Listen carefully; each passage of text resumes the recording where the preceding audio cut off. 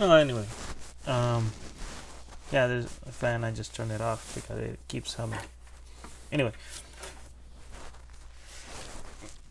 this time I will be using Krita. Uh,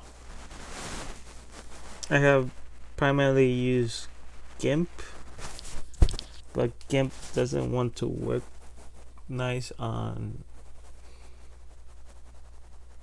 a basically multi-screen setup. With the pen, I have a Surface Pro, and so the screen has a pen, whatever, right? And on GIMP, it does not show me exactly where it is. As a matter of fact, let's see. Let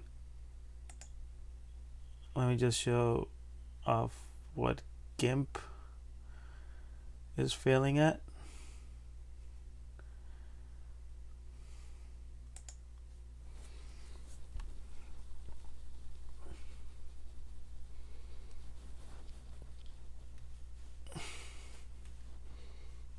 Okay, where's GIMP? There's GIMP.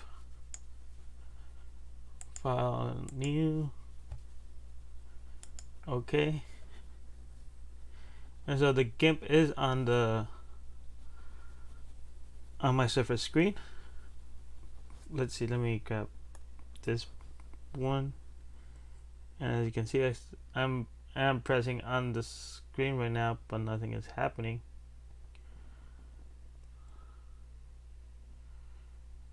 See, it's not one-to-one.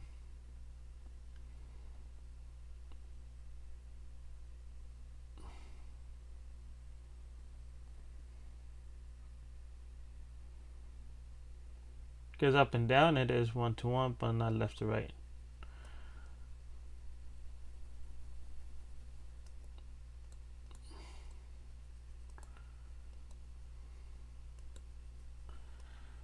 So yeah, that's the problem with GIMP. Let me discard those changes. Right, it's over here. Discard changes. So now I'm back in Krita, and Krita is one-to-one. Right. So let me start from the beginning. Right, undo everything.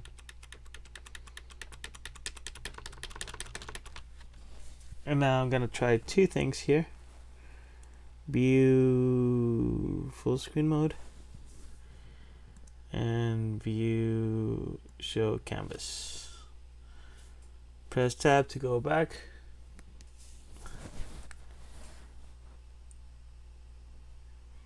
So there we go. That's good.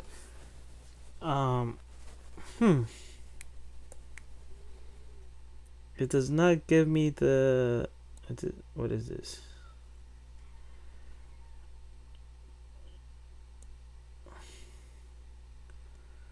Huh.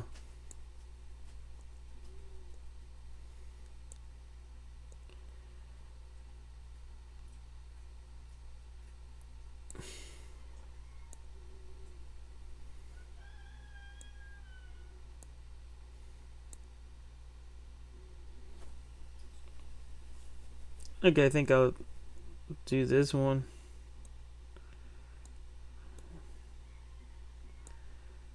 Okay, so I say what? Okay, let's go with sketch since I'm gonna be sketching. But like, yeah, like I said, I don't see the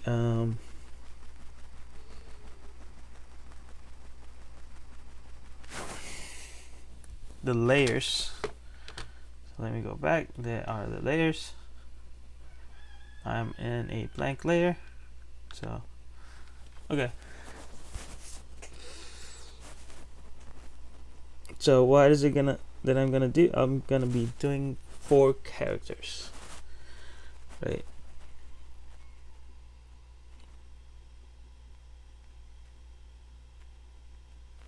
Let me see. Let me just really quickly go to get some reference.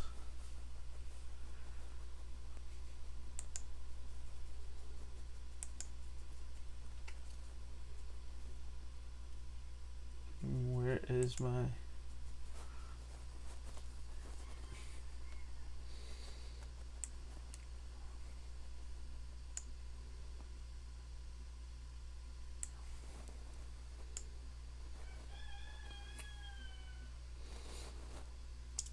Okay, let's watch this video. I kind of want to watch this video.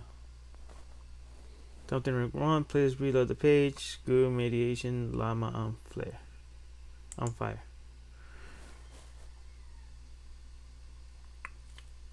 You watch video. Okay, whatever.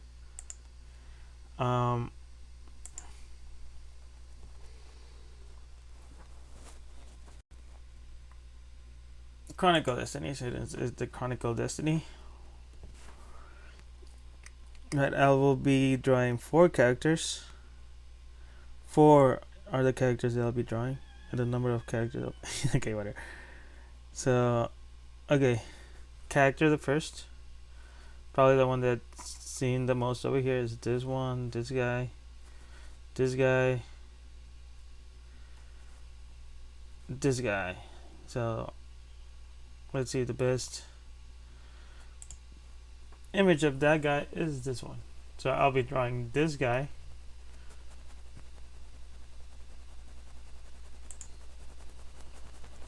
Who else? So that's the first one. The second one, I guess I only have one single drawing of him.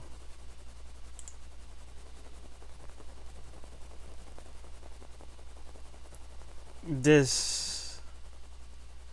Wait, which one is which?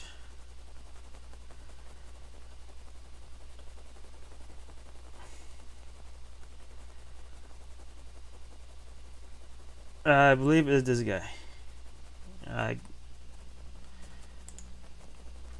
I'll clarify a little bit later.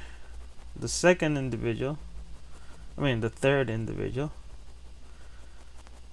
They're right next to each other. But here's a 3D representation of it.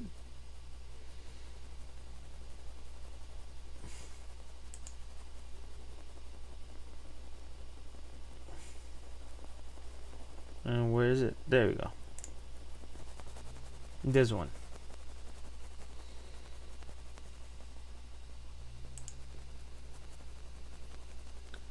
And the fourth and final individual is this one.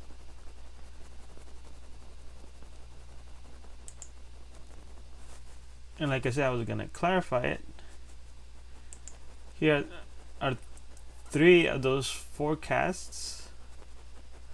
Right, so 1, 2, and 3 casts of characters, and the one right in front of everybody are the characters I'll be drawing. Right, there's the first one, Eol. This will, I said the third one, Sienna. I said this was gonna be the second. Let's make it this one third. First, second, third.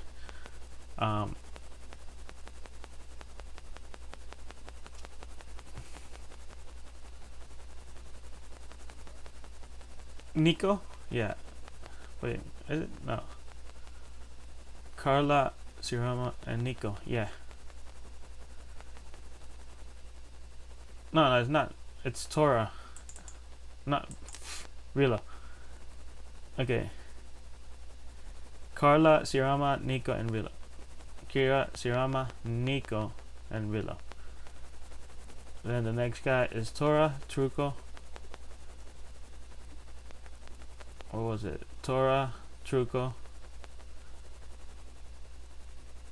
Talia, Bianca, and Gina. Talia, Bianca, and Gina. Anyway, but I'll be doing Rilla. Sienna and Yol. And here is Jari on the fourth and final cast. She had the largest cast, so being that each one is the playable character of their respective stories. Anyway, I'll set this one aside. I'll get a reference for I'll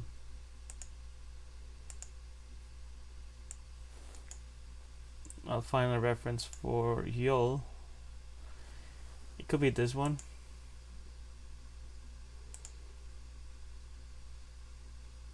Let me go back to gallery.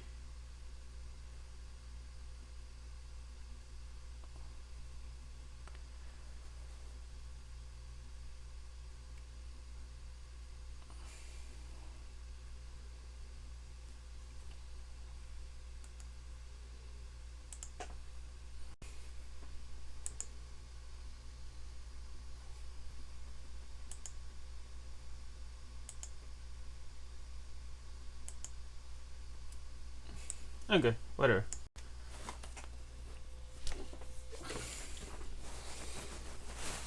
Okay, so let's start drawing him.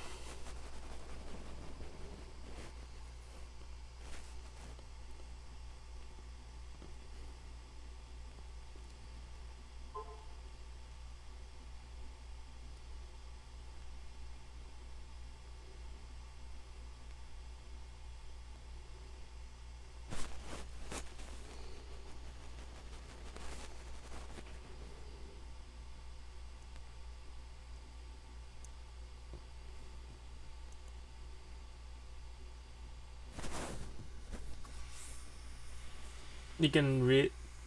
Is it hearable? The Surface Pro. Let's see. The Surface Pro. Let's see. The Surface Pro. The Surface Pro.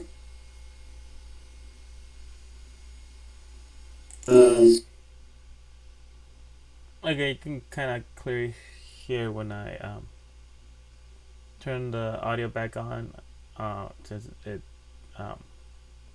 echoes, feedbacks. But let me try it again. Echoes, feedbacks.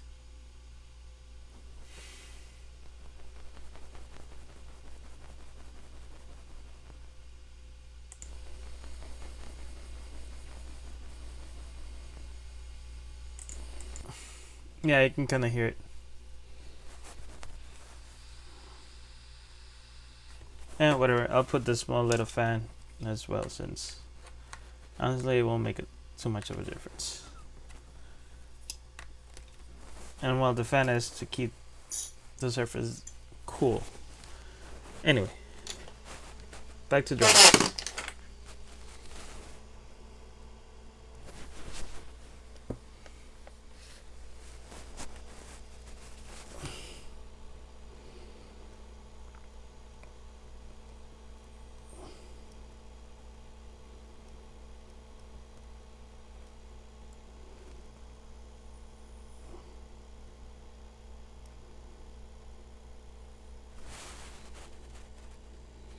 One thing I want to do is have him hold his weapon. And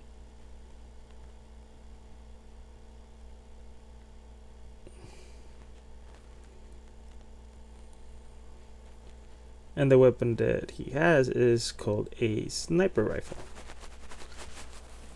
Now, it's not an actual sniper rifle, not an actual rifle. It's not an actual firearm, essentially.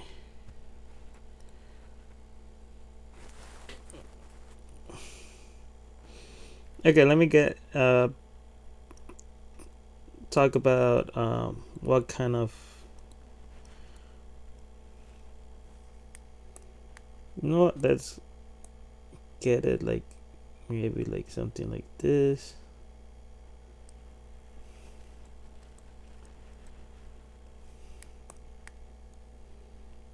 Would this be better? Being that I'm gonna go over it and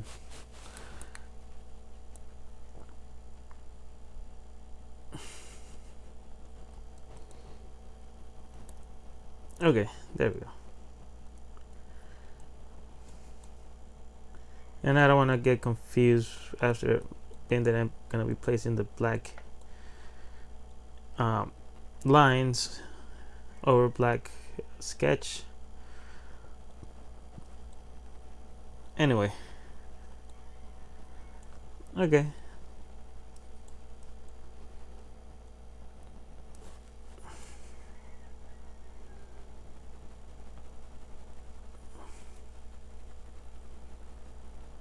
Okay, so I was gonna talk about essentially the race, the species of this individual. It is what it is known as a DISCOM.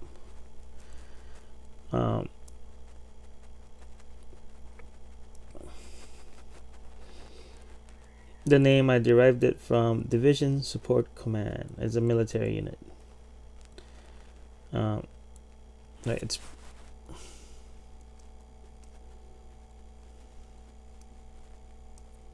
right. That's the name of the race. And one interesting thing about them. Let me actually get an eraser rather than. Is there an eraser here? Nope. Okay. Whatever.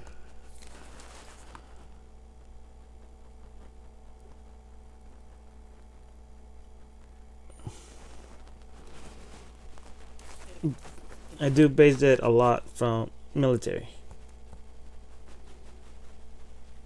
Like even the weapon, like I said, I called it a rifle, even though it's not a rifle, but it is based on a rifle.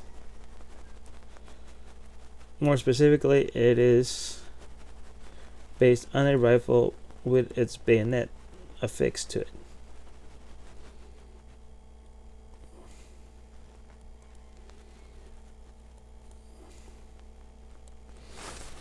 What I refer to as a sniper rifle over here is basically a long variant of the rifle. There are also shotgun rifles and pistol rifles. There are variants of the standard assault rifle.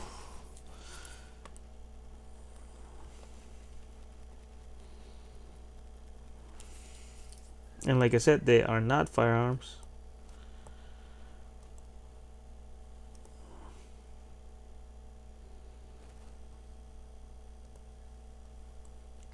They are bladed weapons, essentially. But well, within, I guess, the mechanics of it, it is both a. Okay, there's three kinds of weapons: slash, pierce, and blunt weapons. And a sniper rifle is all three, can deal all three kinds of damage.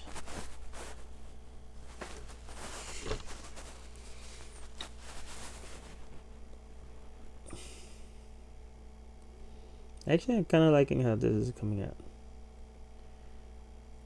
Okay, how should the head be turned?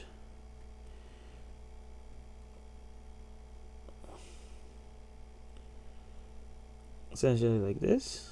Is it?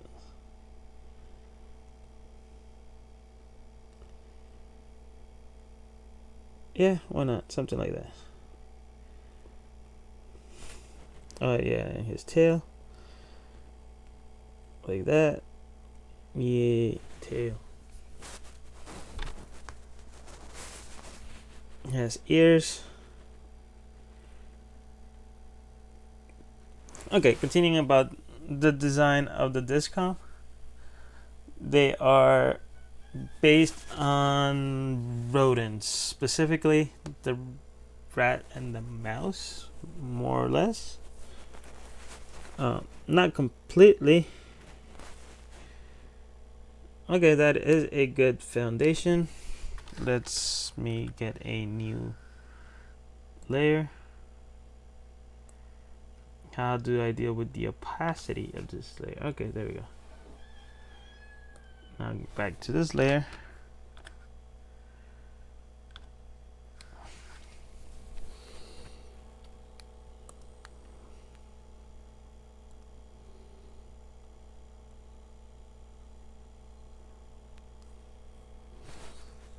Now with this one, I will be placing more detail, right?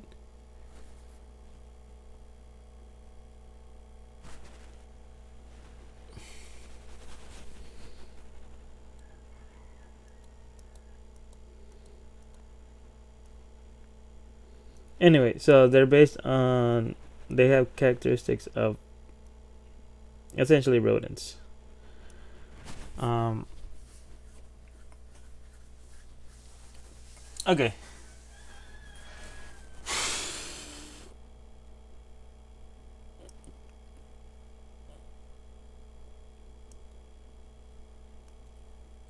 Okay, I'm gonna first I'm gonna talk about the culture. Meaning that kind of affects how I go about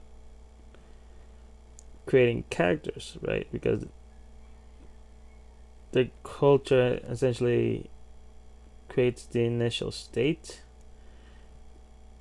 for the character and how I'm gonna move it forward from there.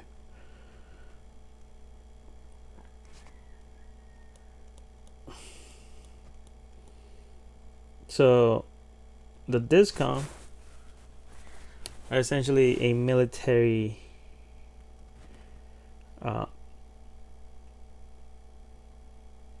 merit-based dictatorship. I mean, instead of kings,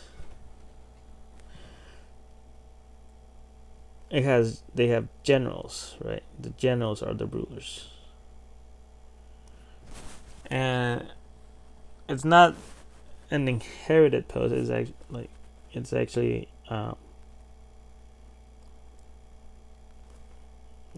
basically climbing through the ranks, right? Just basically any soldier can become a general.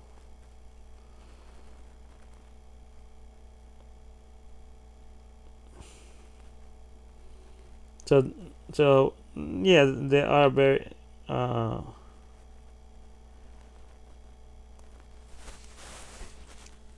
militaristic, but they're not like a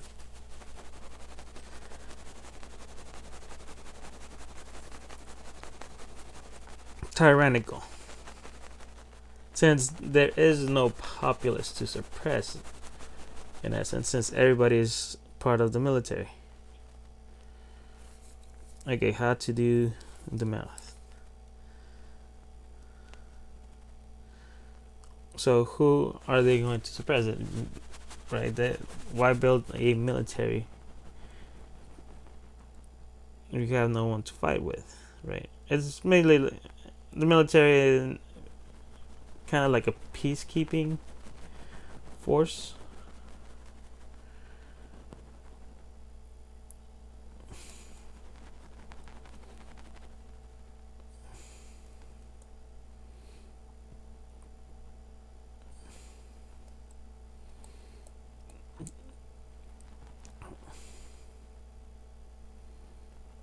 So it's not like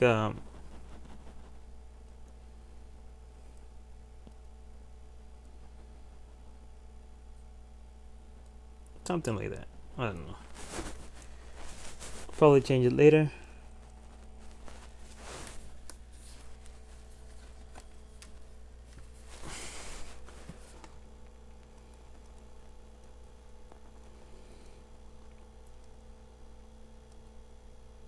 So, okay, one thing that's unique about them is that they technically do not have land of their own, right?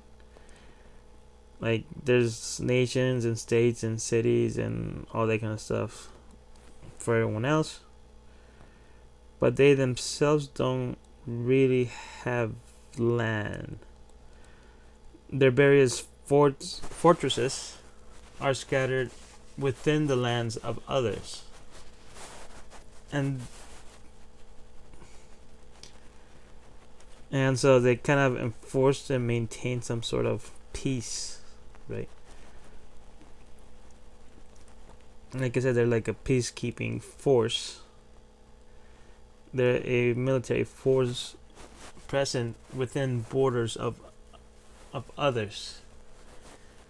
So, and well, technically, it is their on their discretion of what defines peace.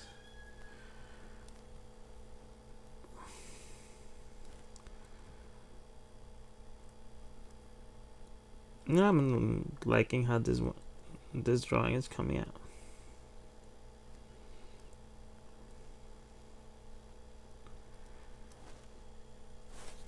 Is this neck turn proper? Being that, okay, there's right the neck, whatever the neck.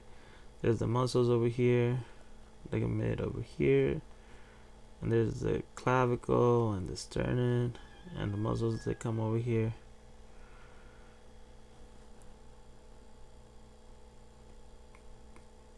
Technically, like the sternum will be here, and so the clavicle will be here. But then are the muscles like this? Whatever. Okay, so yeah, like I said, they have fortresses inside the borders of others. In a way, it's kind of like that film the day. No. Is it the day after tomorrow? No. Uh, what is the film with Klaatu? It was remade with Keanu Reeves.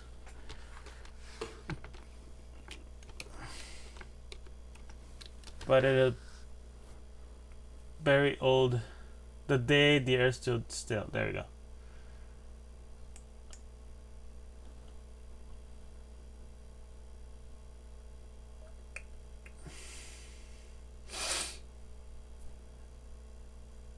Anyway, in that film, essentially, what was it?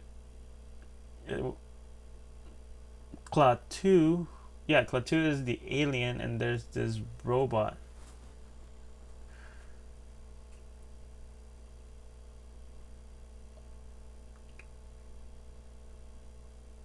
What was the name of the robot?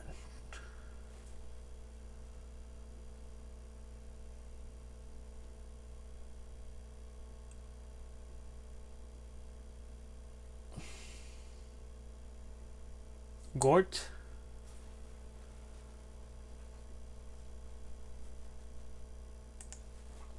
Yeah, Gort. So, yeah, basically, whatever society that Klaatu belongs to, Gort enforces the peace.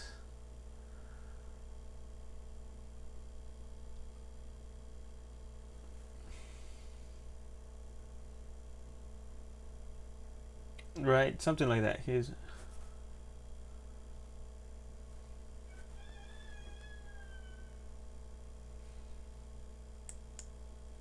okay. I'm reading the Wikipedia page.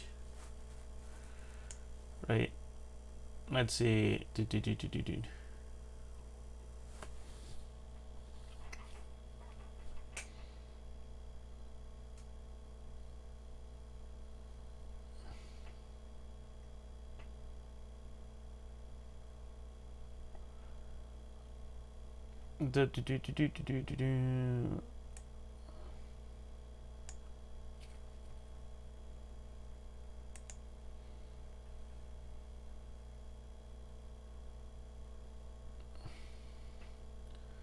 It doesn't say.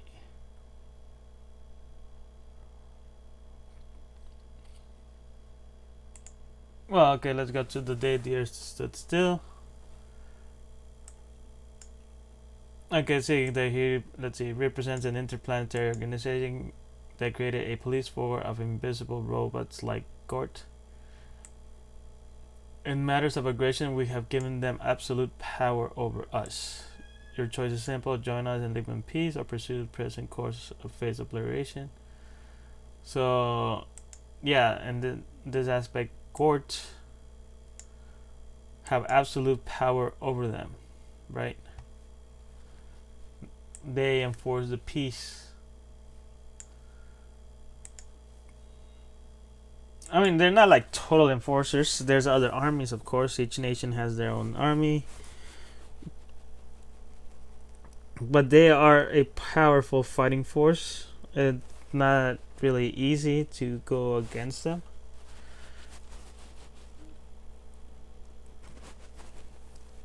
So that's how they're able to maintain some semblance of peace.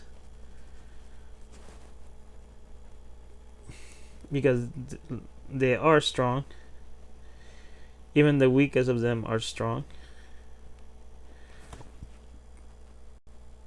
So you need an even stronger army. Well, of course, you need an even stronger army than the one that you're fighting to defeat them. But they already start strong, unlike everyone, just about everyone else.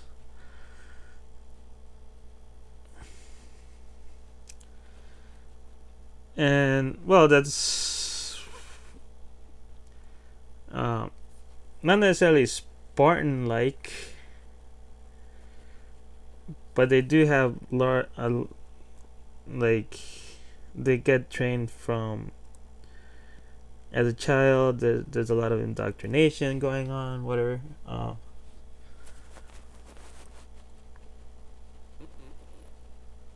They are made into warriors essentially from an early age, and they're also naturally and physically strong.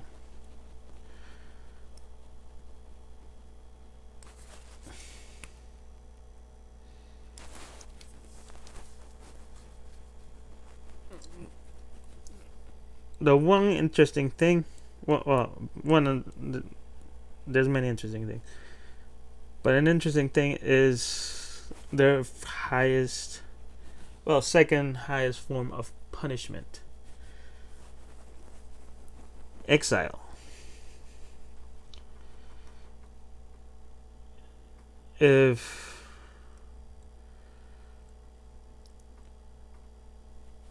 whomever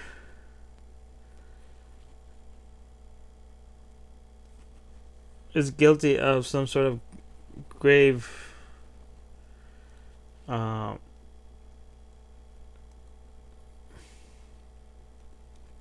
crime, they are exiled. Like I said, they live inside fortresses, so an exile will just be sent outside, and they can never come back in. As a matter of fact, everybody has orders to end an exile if they even try to talk to anyone in the fortress. Right? If they see an exile, doesn't matter why that exile is trying to approach the soldier, they will be executed on the spot. That's done as a deterrent to prevent exiles from ever contacting. Okay, how come it's not? There we go.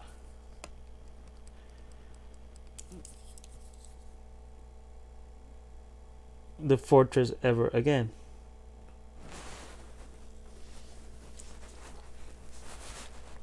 and that is done as a basically a last mercy. Whatever is it that you have done, you will exile you. Uh, However you survive outside is up to you, but you're no longer a part of us, essentially. If you try to break, if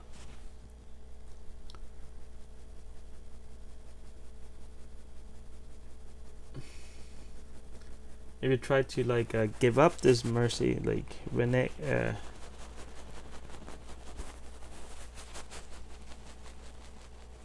in the form of trying to come back, trying to talk to anyone, trying to whatever, then you will be immediately executed.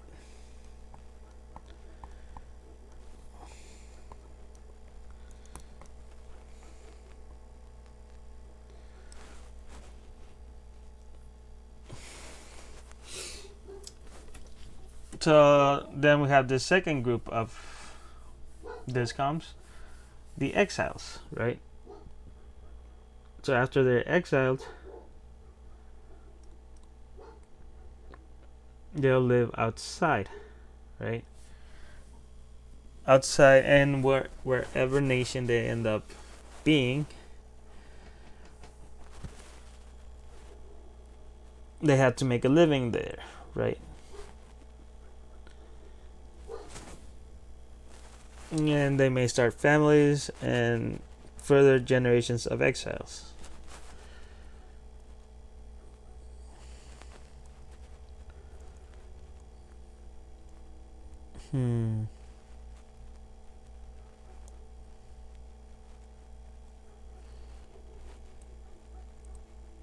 And that is important.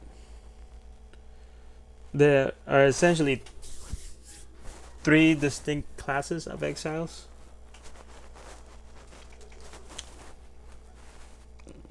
Right? The first one being the first generation, or the generation, the individual that actually got exiled. Up to the point in their life that they got exiled, they all they knew was the inside, essentially, right?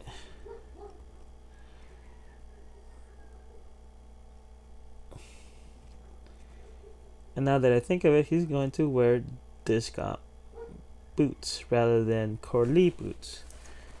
Like I said, the exiles go to wherever their fortress is, whatever culture is around their fortress, and Yol is an exile. I'm gonna go which generation of exile he is. So he is wearing Corley clothing. However, I'm going to give him discount boots, mainly because I don't want to draw the Corley boots. Anyway, so the first generation, the ones that actually got exiled, like I said, all they've known their lives up to that point was being part of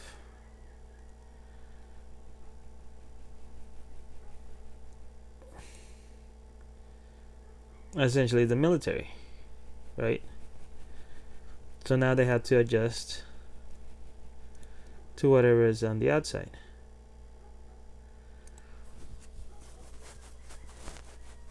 Next is the second generation, the ones born outside from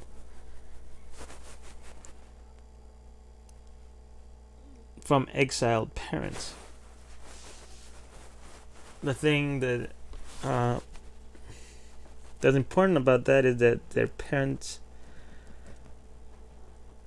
haven't been exiled. They know what's inside, and maybe to some extent they try to pass down things they learn from the inside to their children. However, the children have never been inside, and in fact they just experience whatever's on the outside, but their parents try to teach them stuff from the inside.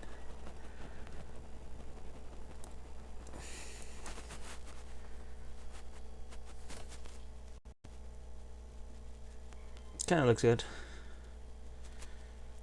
Maybe this far foot looks a bit small, but whatever. It's good enough for this purposes. Anyway.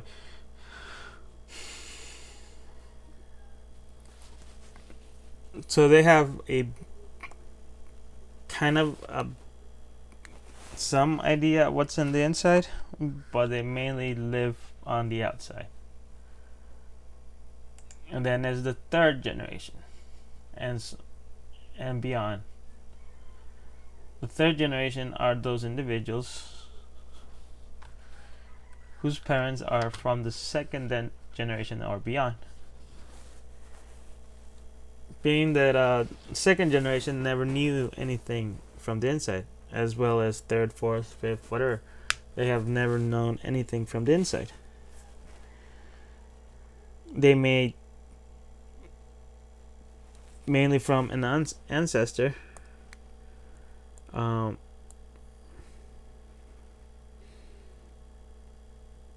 pass on some teachings they know from the inside.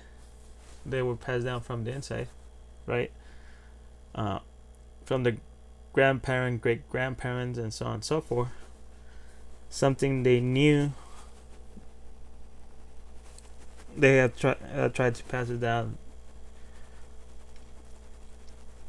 or maybe not.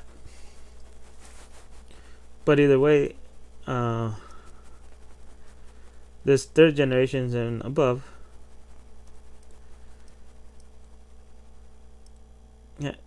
were born with parents that were born on the outside and know very little from the inside.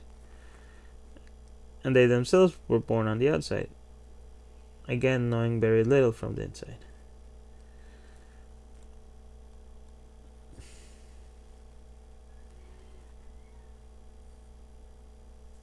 So what generation is Yul?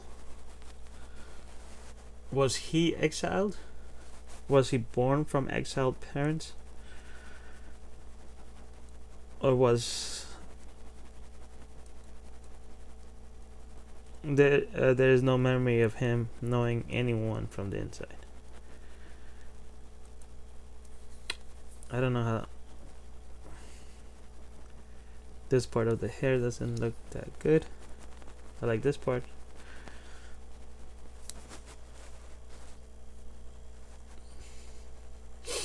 I kind of have been debating if he's gonna be second or third generation. He's definitely not first, but he may be second or third. Right now I have him as third generation.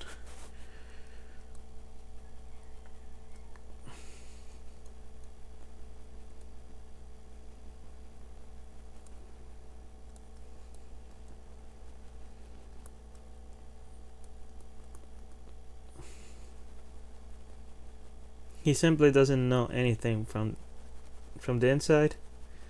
So essentially, I don't have to kind of bother giving him military traits, essentially, right? Anything that was learned on the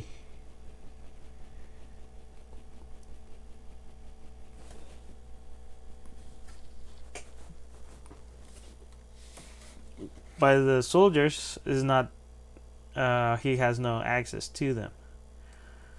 But now why does he have discom boots and he has a discom weapon if he is third generation? Well, the boots and weapon they could have been acquired. It doesn't really. I'm gonna need a reference for his weapon. Right, this is his weapon. That's what I'm gonna be drawing right now.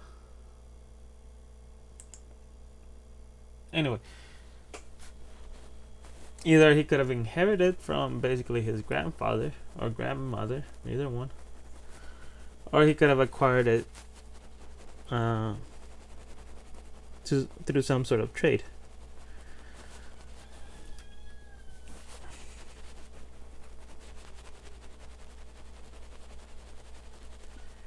One thing Discom weapons and armor are very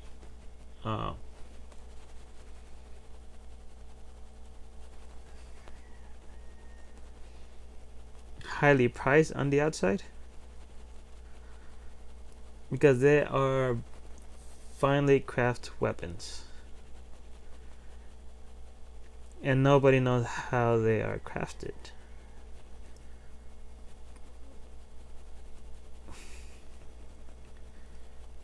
A Discom crafted rifle is very durable.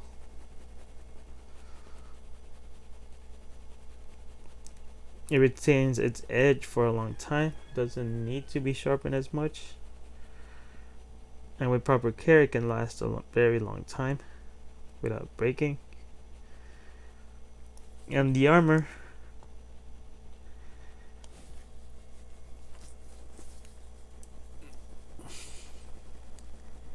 it is the best in terms of weight and hardness. By that I mean it is a basic Discom armor is considered medium armor in terms of weight,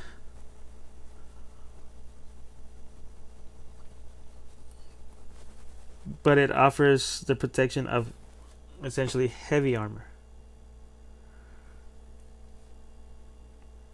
While heavier armors do offer better protection, they are also heavier. Discom armor is not as heavy and does offer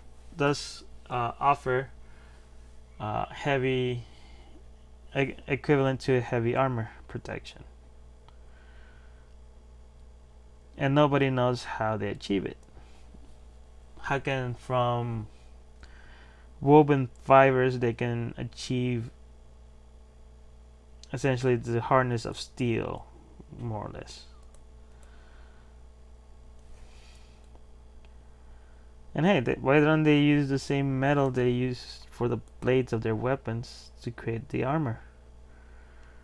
Like I mentioned, it is very durable.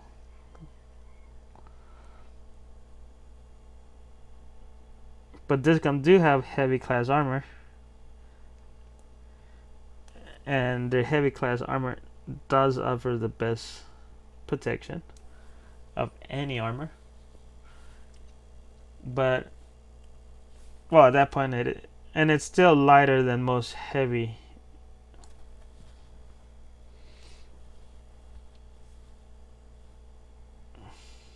and the fingers are going to be here.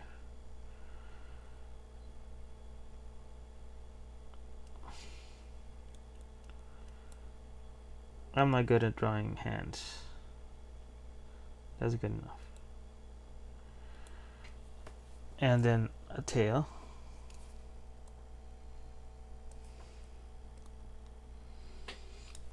Oh well, like I said, they are very priced, and when they get exiled and they don't know how the world outside works, merchants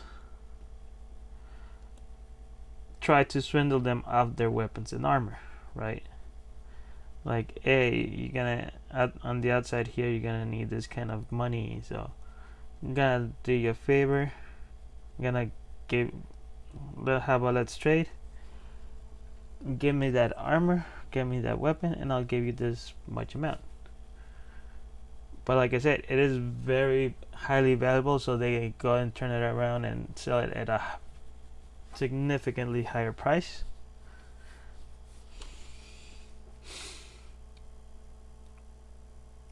However, the Discom themselves are not that I mean, why would they send an exile to the outside with some of the strongest weapons and armor for any army, right? They actually and basically the process of exiling and a Discom, they break their armor and their weapon. So they're not as good as they normally would be.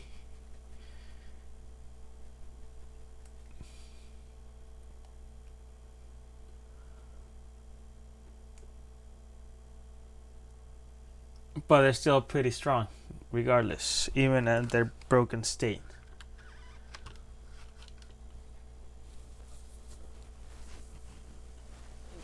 So either he could have retained his boots and, I mean, his exiled ancestor could have retained his boots and weapon, and eventually he ended up inheriting them, or through trade, he could have acquired both the boots and the weapon.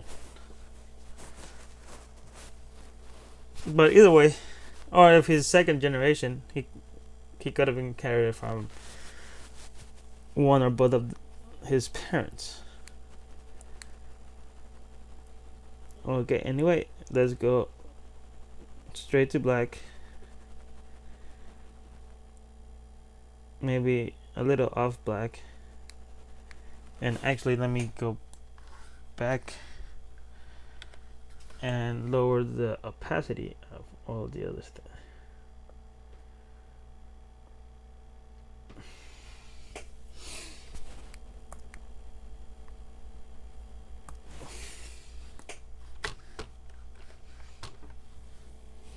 Let me save.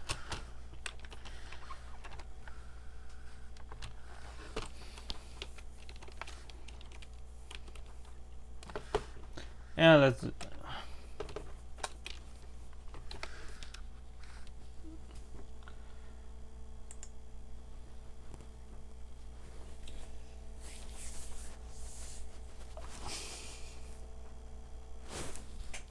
Okay, so.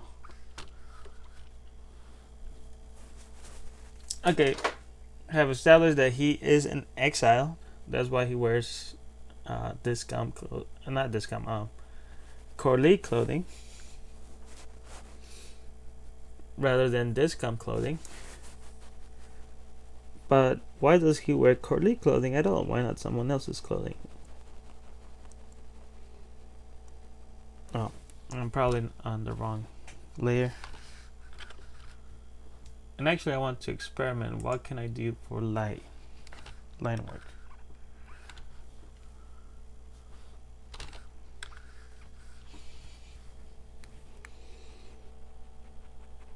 Can I use one of these? Is this gonna give me good line work? That one will. It looks nice. Let me see what this. No, I don't think this will give me good line work. How about with inking? Let's try this one.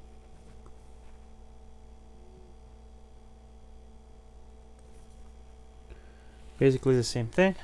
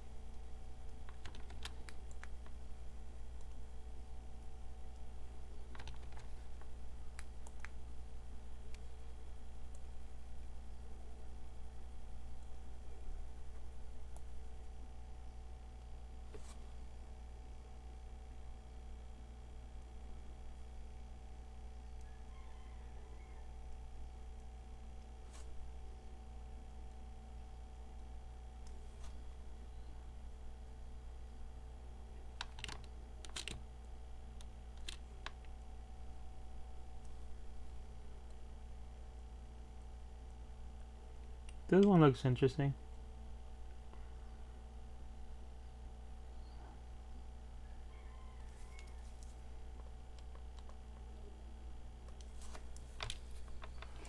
No, probably not. Let's try something else.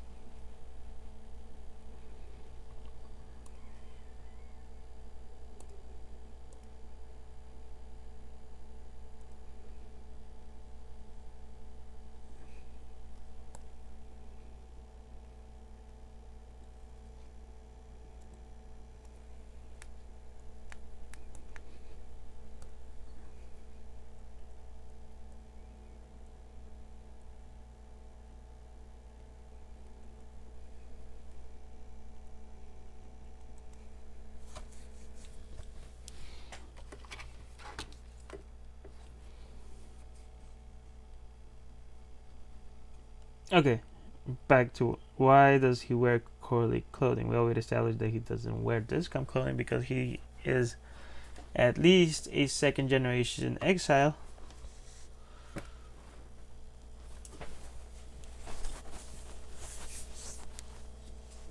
But he wears Corley clothing because, well, to begin, when he is a Corley enforcer.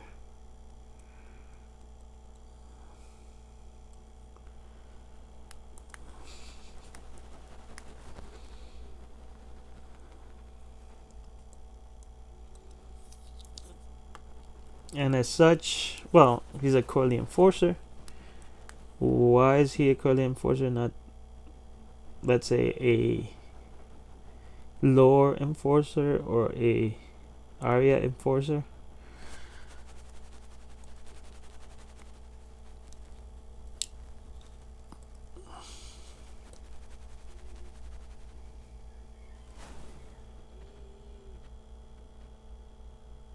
And I'm gonna use this.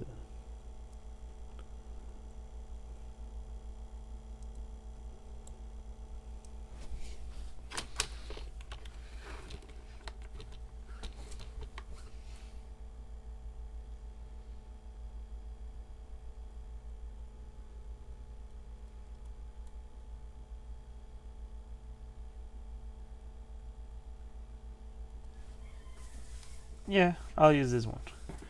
Okay.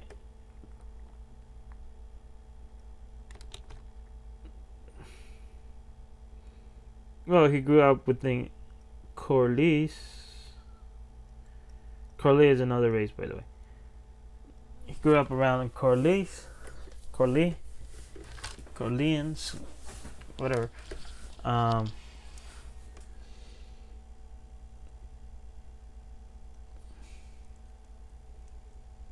so that's why he wears Corley clothing. And during the time of where the game takes place, he is a Corley enforcer.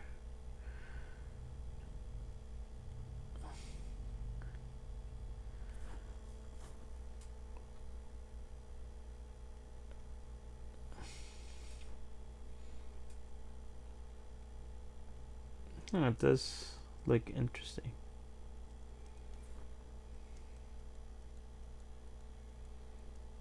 So what I mean by Corley enforcer,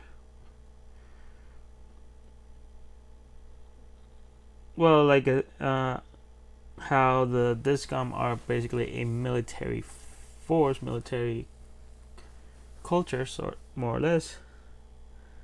The Corley are more or less modeled after organized crime,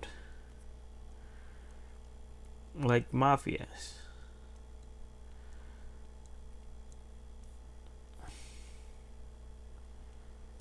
So he is an enforcer to a boss.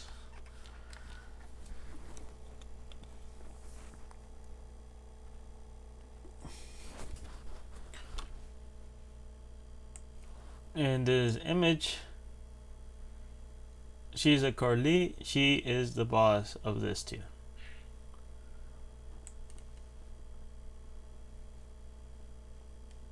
And one thing, she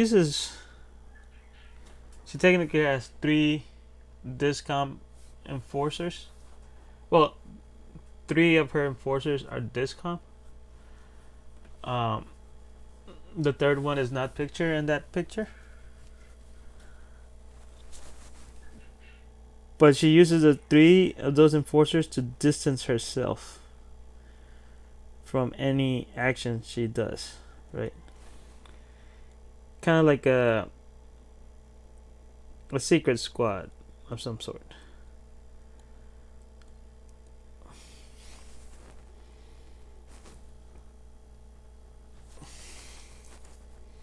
I completely forgot.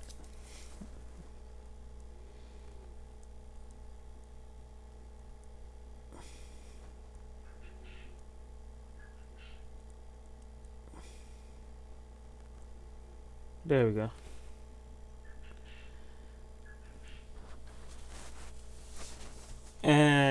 that's what she's doing for the story told in Chronicle Destiny. The thing that Marie, that's the boss's name, Marie. She is collecting tribute, right? She collects tribute or tax. Basically, you can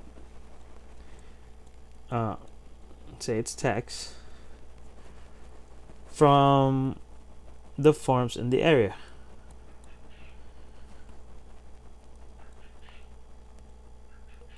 However, she has heard rumors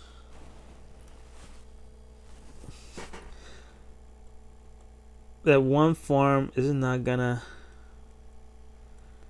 essentially pay what they have to. Supposedly because of a bad harvest.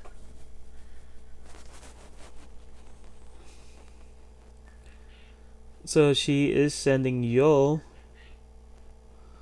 which is this character,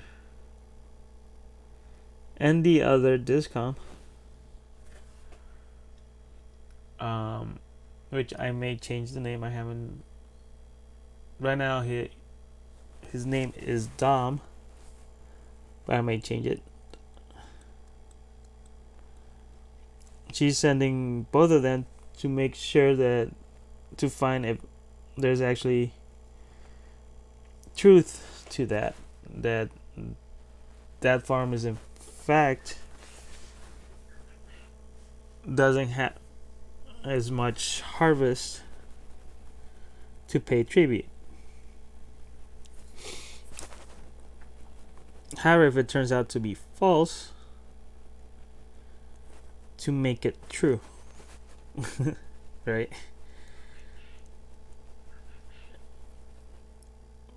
The farm is not going to be paying as much in tribute because they don't have as much harvest. So if they actually in fact have the harvest, destroy it. So that now they don't have enough harvest to pay the tribute. Right? And so she is sending this to, for one, in order to distance herself, right? It was this bunch of hooligans who actually did it, and not necessarily herself or any of her any other ones that are actually employed by her.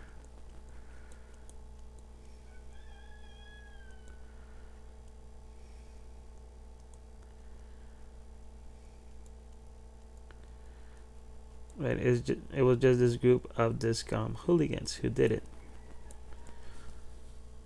If they even tried to accuse her of anything, right?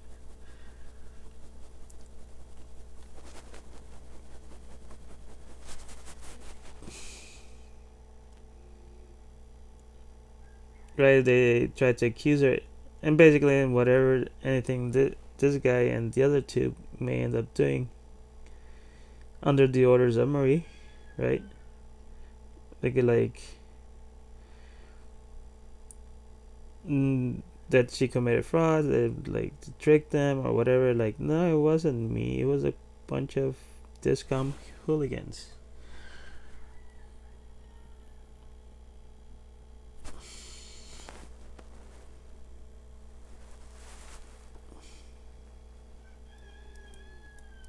Or something to that effect.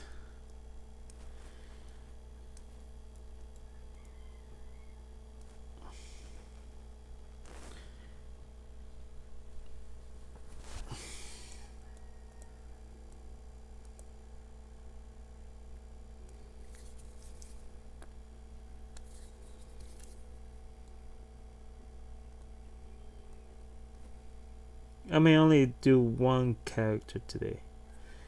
This one is taking a bit of time. Because I also want to color it.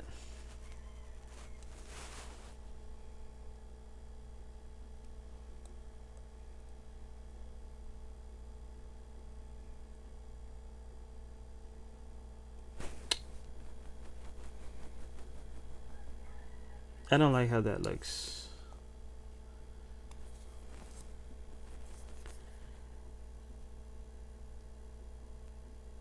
Whatever. I don't care. If anything, I'll fix it in some other age. Right? That the ear should have connected over here rather than.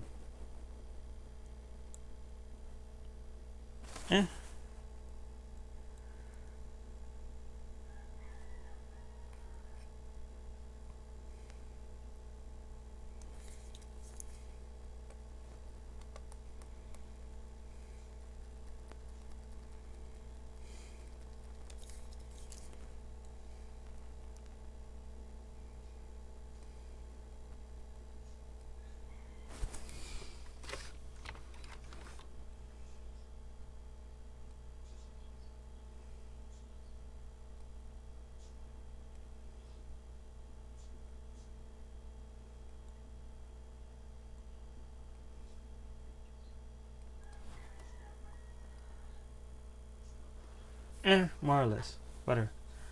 It's good enough.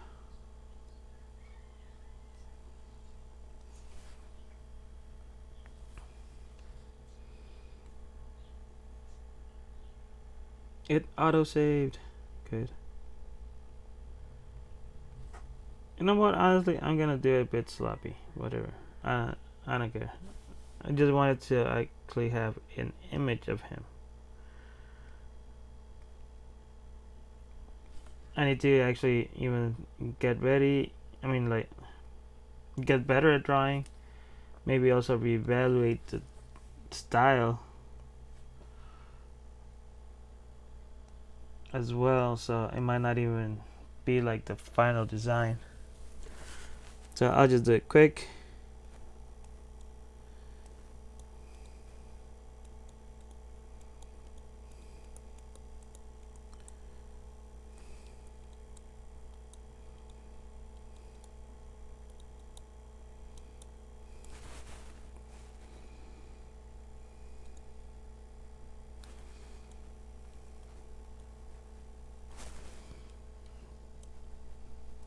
And I did not finish the hand. I already knew that I didn't finish it. I was gonna finish it right now. Do.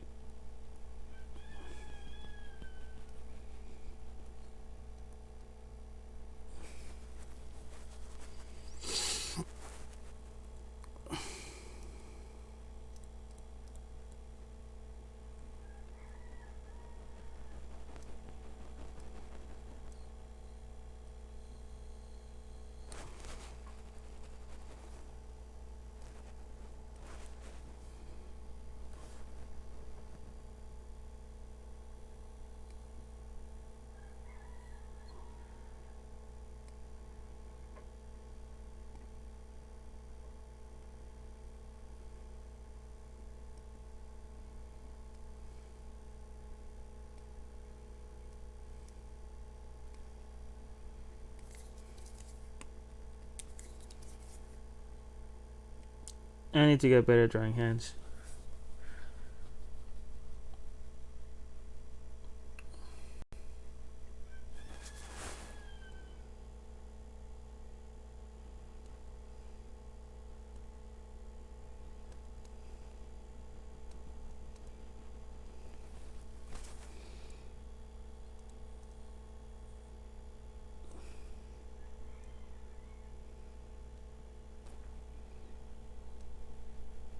What else can I talk about?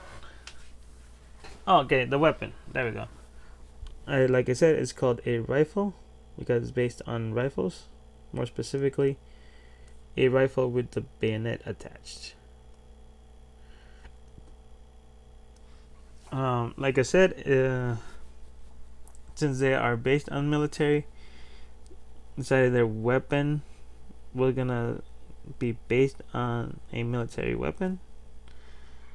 Right, the rifle. Basically, this part that I'm drawing right now, that's the edge, the sharpened edge. So it can be used like a sword of some sorts. His version is long, There are shorter versions and even shorter versions. Like the pistol rifles, they're the short versions. But the sniper rifles are the long ones, like a longsword.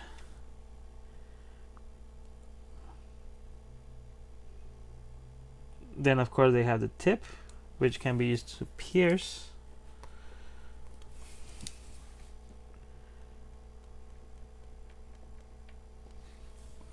And then this entire thing over here is basically a blunt mass. They can, well, yeah, they can be used to hit opponents with.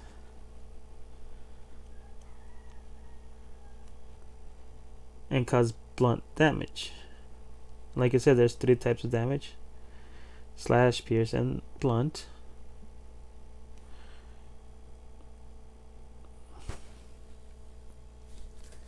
That has to do with the game mechanics.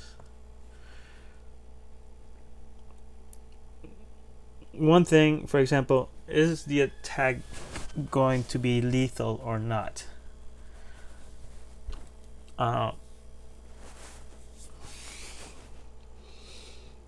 Being that, okay, like on Pokemon, doesn't matter if the Pokemon just got hit by Guillotine or Sheer Cold, Peck, or like Horndrill, Earthquake, Hyper Beam, and all that. They just faint at the end, right? And then they can go to the Pokenurse and get healed.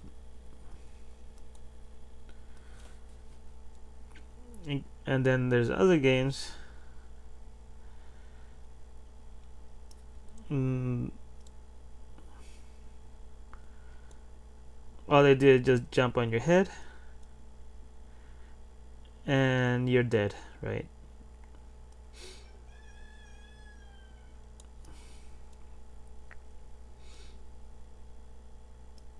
So I guess within the combat system there is a differentiation.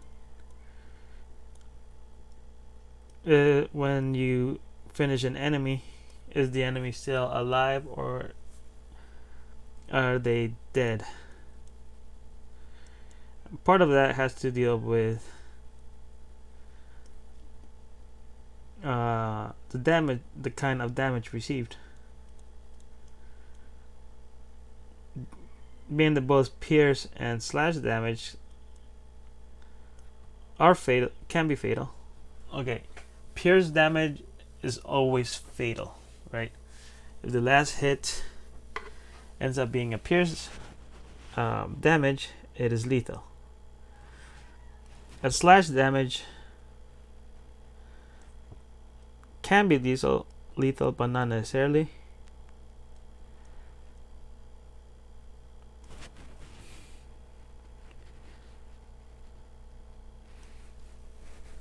While a blunt damage does not necessarily mean is mostly going to be non-lethal, though it can actually also be lethal if you keep attacking a down enemy with blunt damage. Well, they're gonna die, right? It's gonna turn into lethal. So okay, so within combat, let's say, it looks pretty decent. You're hitting your opponent, right?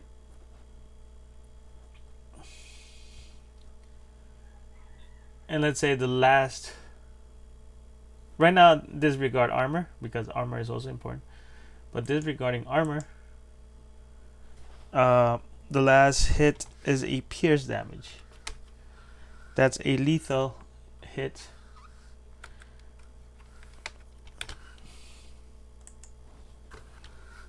And the opponent is going to die, right? Will fall dead after that last hit. If it gets hit by slash damage, it can end up being various things.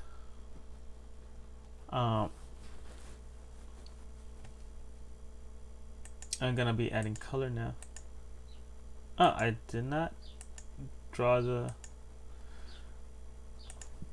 that part. It could end up being lethal damage and die after the last hit being a slash damage.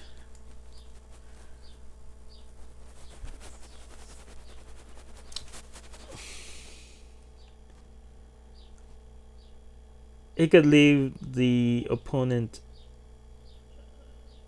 fainted, right? Effectively fainted, and some later point, the opponent may actually get back up.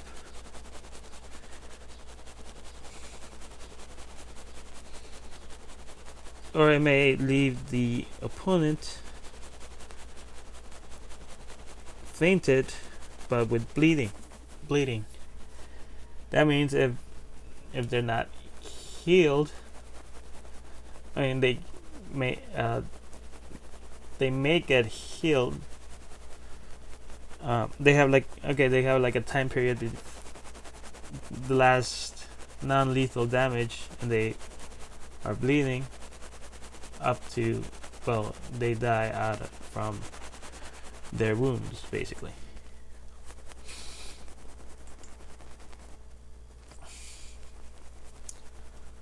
And then there's blunt damage. If the last attack is blunt, the opponent will faint and may recover at a later point.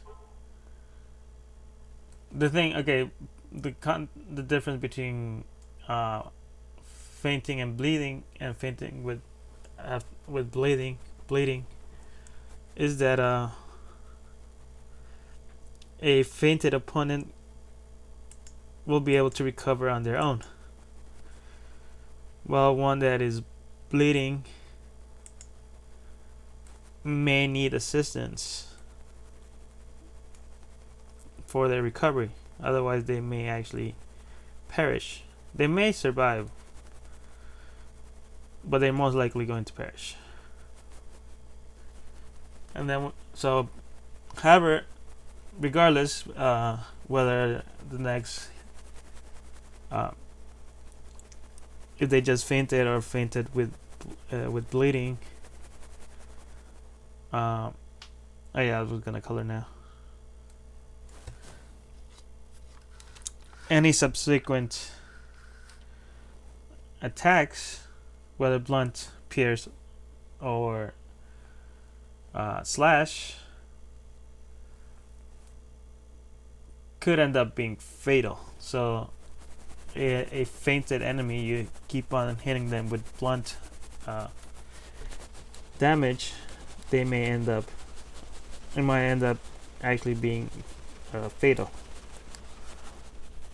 Okay, so let's see. I need to make a layer before I start coloring. And so the rifle is able to deliver all three kinds of damages effectively. I mean, in contrast, for example, a blade can only deliver slash damage. It cannot deal piercing nor blunt. A razor can also deal. Okay, I'm making a new layer, and that layer will be beneath. Okay. A razor can deal all three: slash, piercing, and blunt. However, blunt is not. It's the weakest kind of attack it can produce. With slash and piercing being decent, being it's okay. Just simply that blunt damage is not necessarily its the best kind of a way to attack using a razor. No wait, yeah, a razor. With a blade, you can only do slash. With a spear, you can do piercing damage effectively. Slash and slash and blunt damage will not be as effective.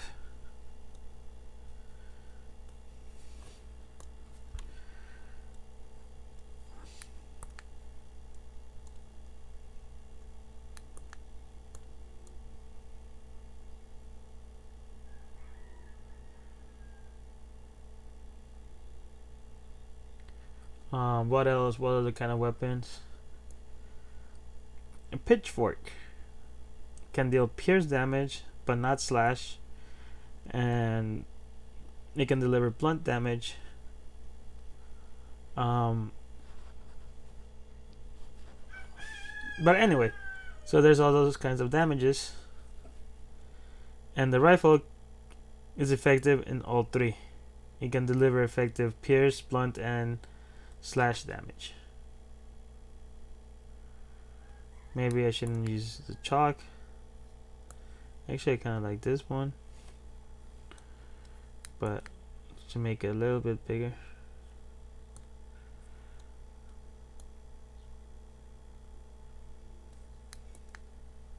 A little bit smaller.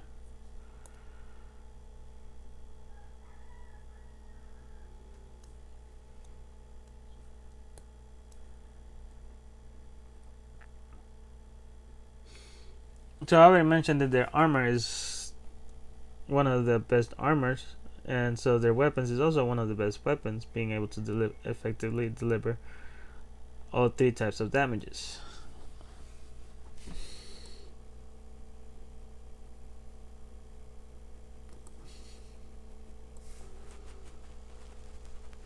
What else?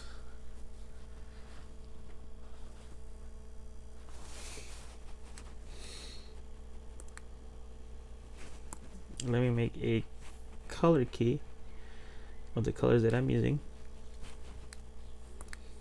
Next, I'm gonna get white so I can color the white of their eyes.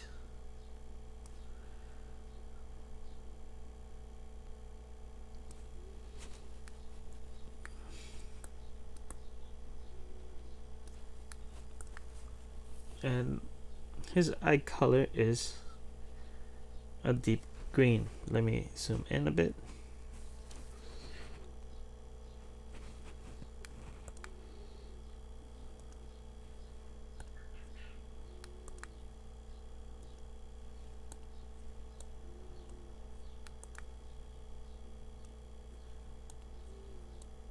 There we go.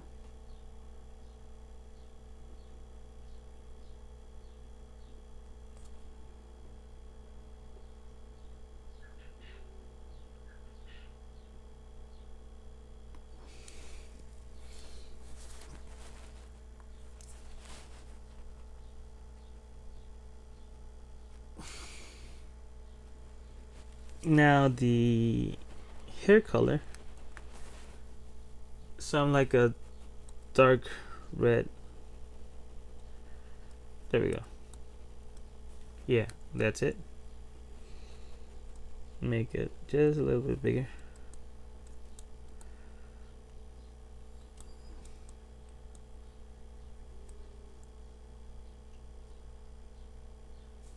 Like a coloring book.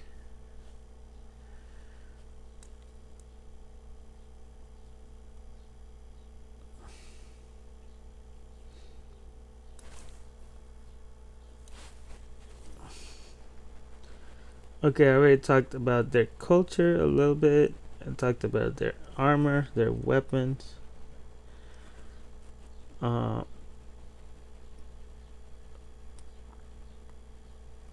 little bit about this guy. That he's an enforcer to Marie. And Marie is going to collect tribute. And has sent him and someone else to verify that this farm actually doesn't have enough to pay the tribute, right?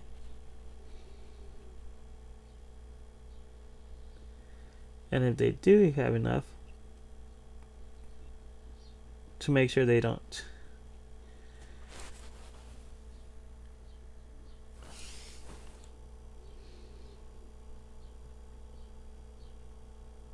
So what else is there to talk about?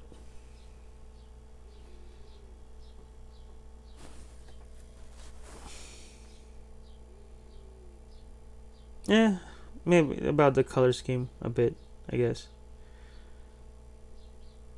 I mean, to begin, their eyes, which is something important. Um,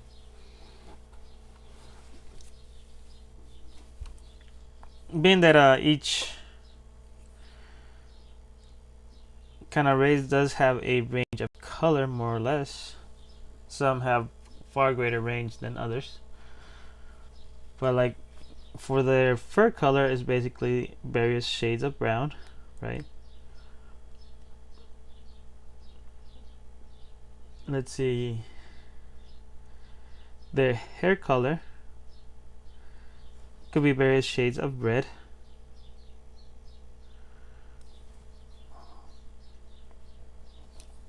For their eyes,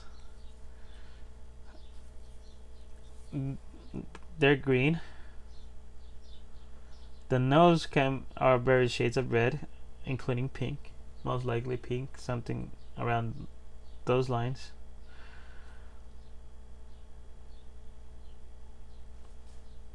And yeah, that's about it. Right now, I will be coloring the Corley clothing. Let's say something like, oh wait, it's blue, like that.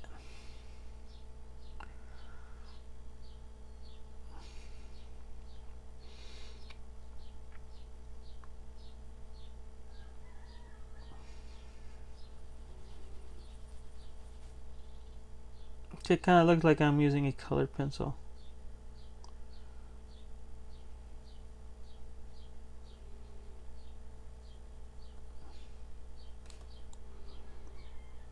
Which was kind of the aim of this. And actually the lines look like a pen. So it kind of half looks like it is hand drawn.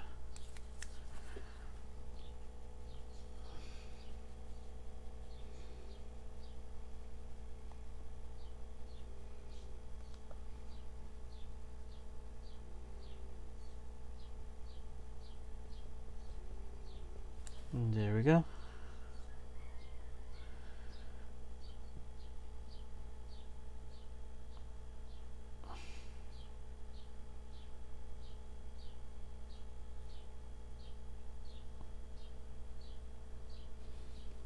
How long has this stream gone so far? Like 1:30.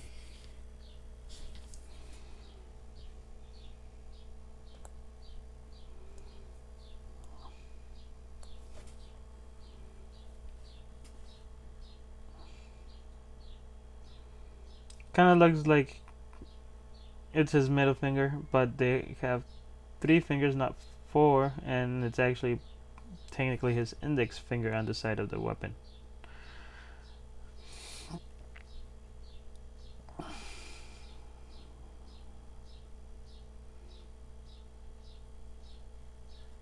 I don't want to mention other stuff, like for example, like gender differences. Being when I get to do a female one, I'll talk about more specific female differences between male and female discom.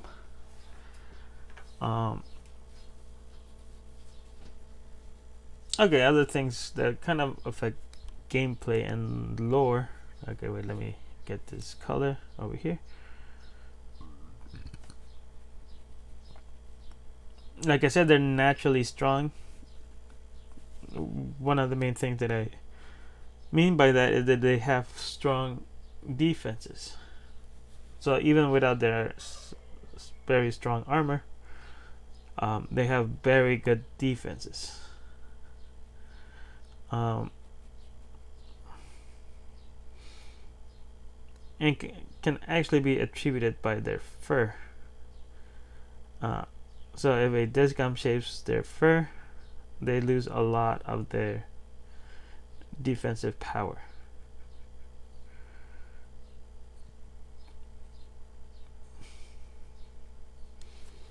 Which is kind of why they don't shave it off even when wearing their different kinds of armor. Kind of. Their attack is normal, it's average, right?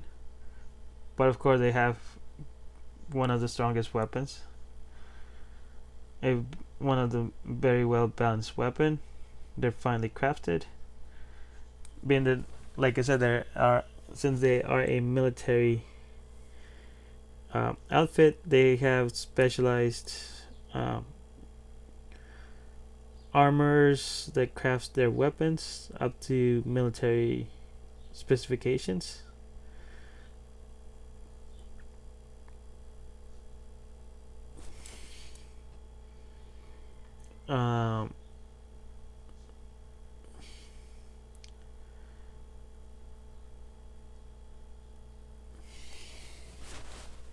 Okay, about their armor, the base configuration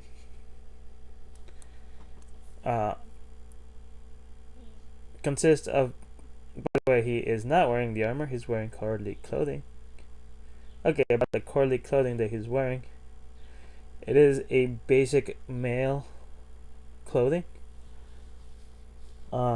Except for the boots, he is wearing Discom boots. And let me put this green over here.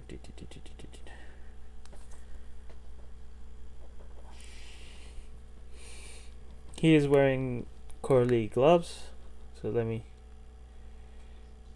One thing, Corley is one of those that do have a very large selection of colors.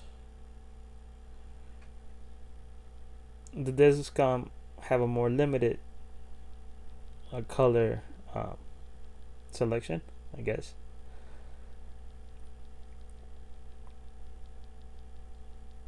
Most since basically Discom armors are green, so a lot of the Discom while wearing their armor or even wearing their clothing underneath is going to be green. The Corley have different color shirts, different color shorts, different color boots, different color. One of the main limitations is that, well, a lot of their like high class stuff is black.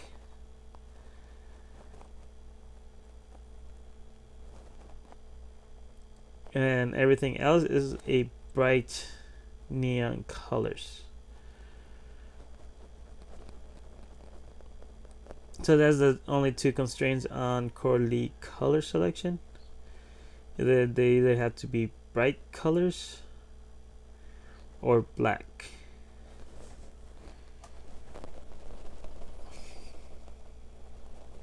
Except for the gloves. The gloves are always black.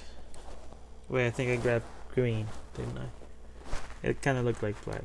Either way. Yeah, I grabbed like just a little bit of green. Made it interesting.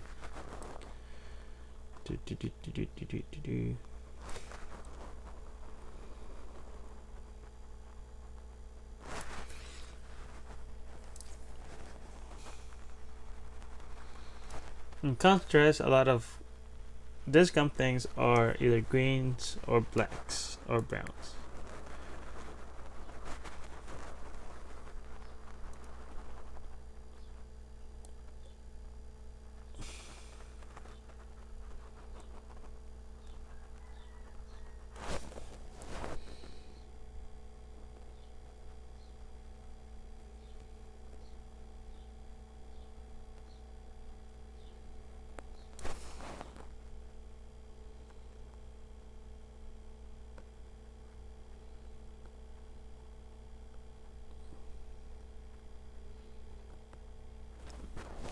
Yeah, right now I'm just placing color. Right, I'm not gonna do any like I said. I do have to improve my art. Right now I'm not gonna do any like actual. I mean, it looks like.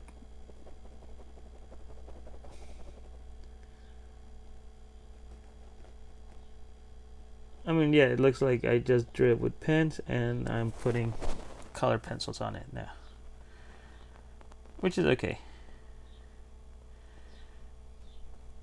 It's to show off the idea of this character.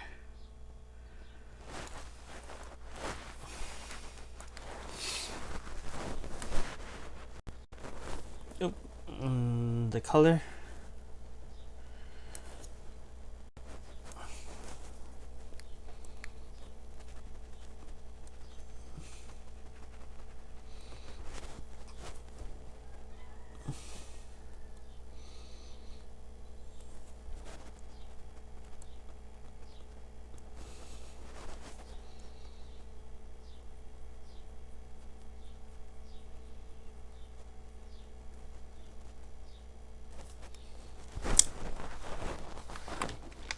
Let me. That was a lot. Whatever.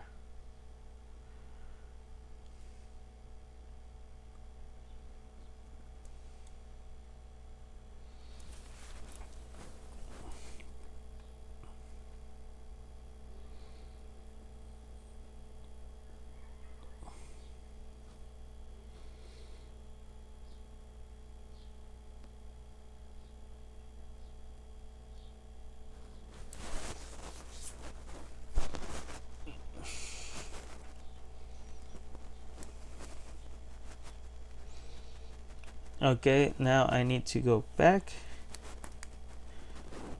And is there like a.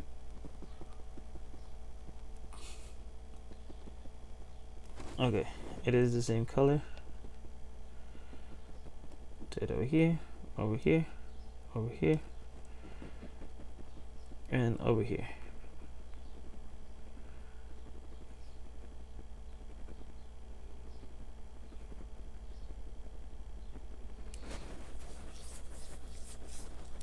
Now let's see. I just need the boots, the inside of the ear, and the tail.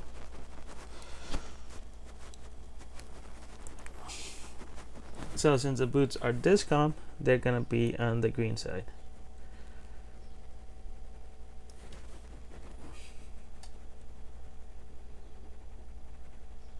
The shorts being green is coincidence, being that the shorts are Corley, not Discom, and Corley can have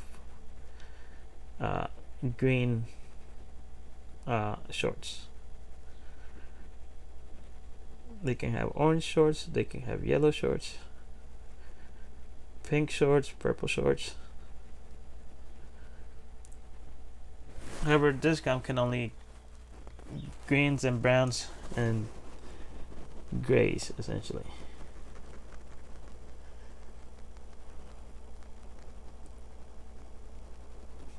Actually, I think this part is supposed to be black, and it is the whatever.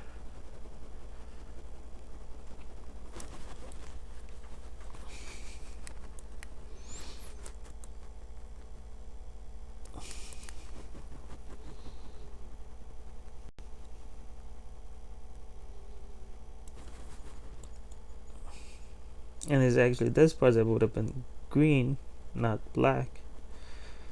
But like I said, whatever.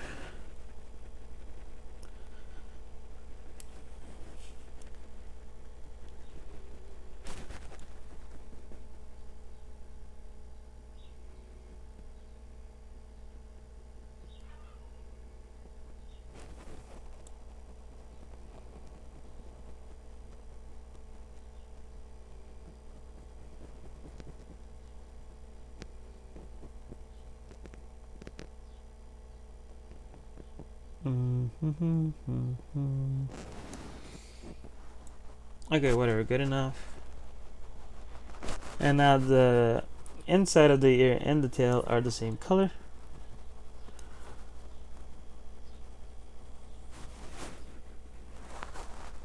Actually, should I make it the same pink as the nose? Let's see.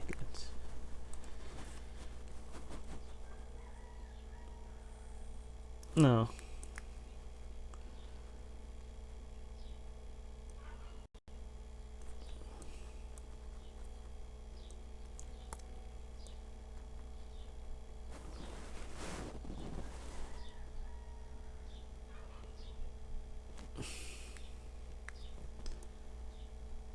Yeah, there we go. That's good. And the tail.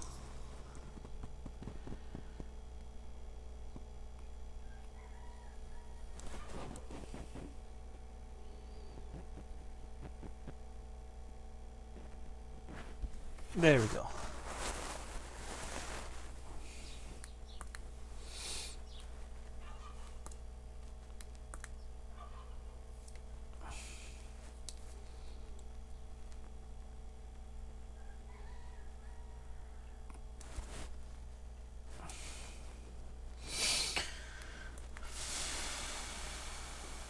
Now back to black. I'm gonna write here yo.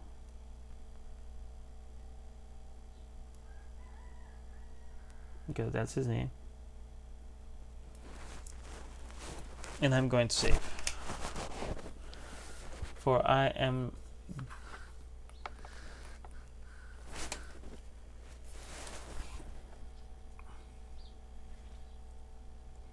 there's this mark over here.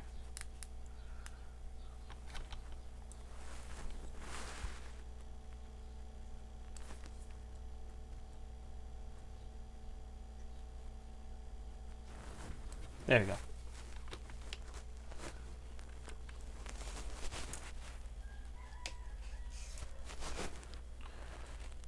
File, save, and I will be posting this to my DeviantArt account.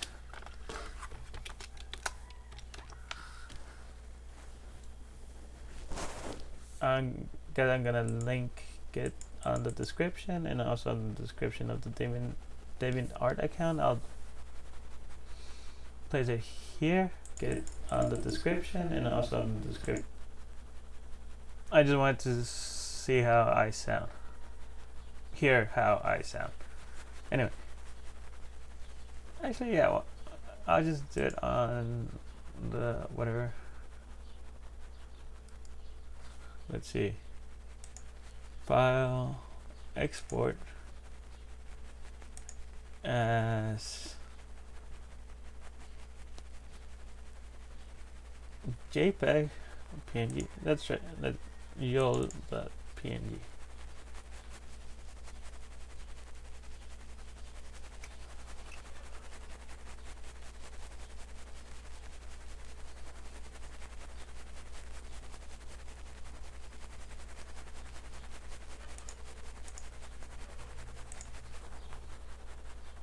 Okay, now I shall go to my DeviantArt account. It looks kind of like it. I did change the boots. Over here he is wearing curly boots. As you can see, she is wearing curly boots. And she is wearing a female curly outfit, and they're both wearing male curly outfits with curly boots. Anyway. Back over here, back to gallery. Can I submit? Let's see, submit deviation.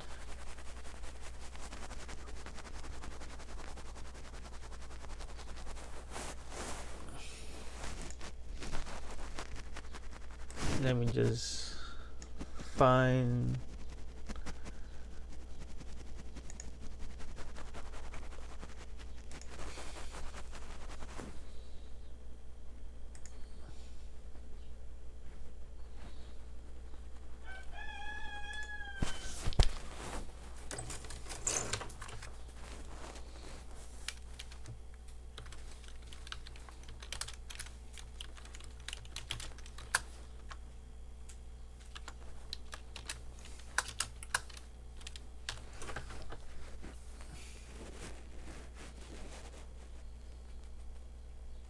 What is this? Add media.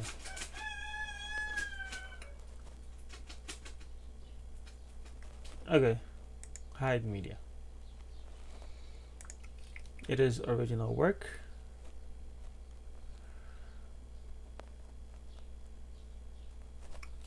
Digital art.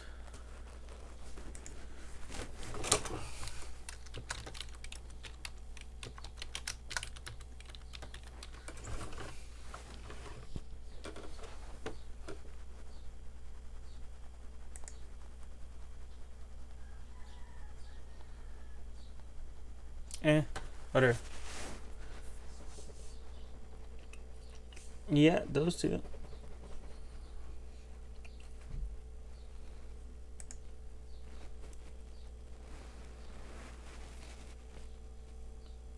There we go.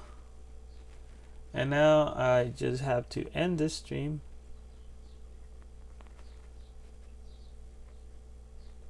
And so I can put the links for both of them. Okay, so I shall be doing that. This is the end. Finish this character. Tomorrow I'm gonna do the next one. So yeah, laters.